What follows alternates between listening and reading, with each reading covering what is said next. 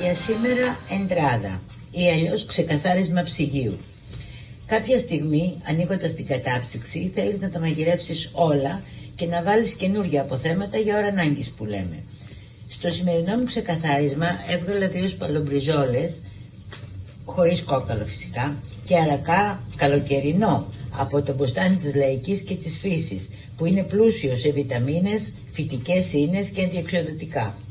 Σκέφτηκα τι άλλο, μια εντράδα. Εντράδα βγαίνει από τη γαλλική λέξη αντρέ, δηλαδή είσοδος. Μα και περάστε να δοκιμάσετε το υπέροχο δέσιμο των 2 διαφορετικών προϊόντων. Δική μου μεταφορά. Ας το μαγειρέψουμε μαζί.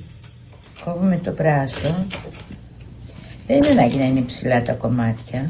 Και να τα νιώθουμε λίγο, κακό δεν κάνει.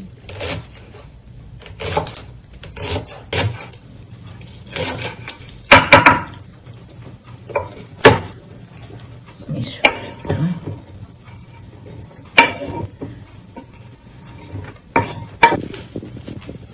Πλημμένα βέβαια πάρα πολύ καλά.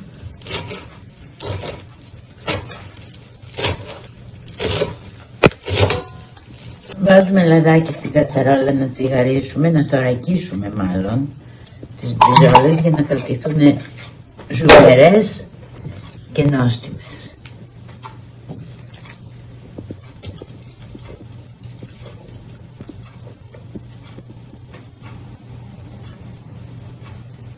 Κόβω στη μέση τα ντοματίνια. Σας έχω εξηγήσει ότι τα ντοματίνια μου αρέσουν στο φαγητό γιατί μου θυμίζουν καλοκαίρι και φρέσκια ντομάτα φυσικά. Λίγο πιο πολύ έξοδο τι να κάνουμε. Ρίχνω το πράσο.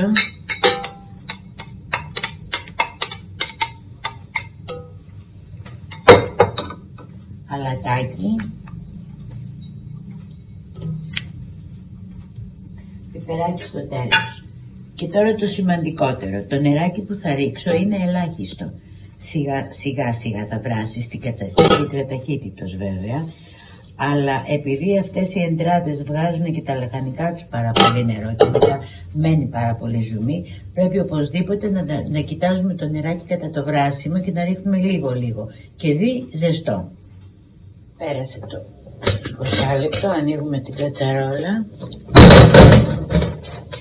Σχοβολάει. Ρίχνουμε πρώτα τα καρότα με τον άνηθο.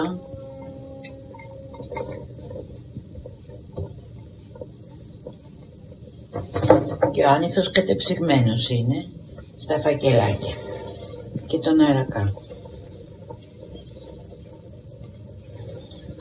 Ανακατεύουμε, κοιτάζουμε το νερό μας.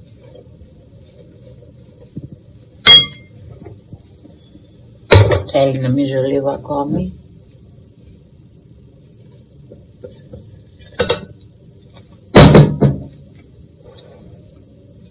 Την ξανακλίνω την κατσαρόλα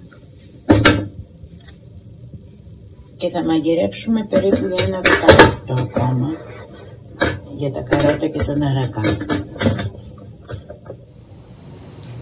Ανοίγουμε την κατσαρόλα. Να ρίξουμε μια ματιά από νερό πάρα πολύ ωραία.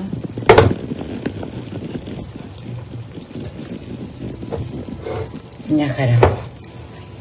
Καλή μας όρεξη. Έτοιμο το φαγητό μας, το σερβίραμε, μας σχοβολάει ο τόπος, πολύ ωραίο είναι. Καλή μας όρεξη και εύχομαι να το κάνετε κι εσείς και να το απολαύσετε.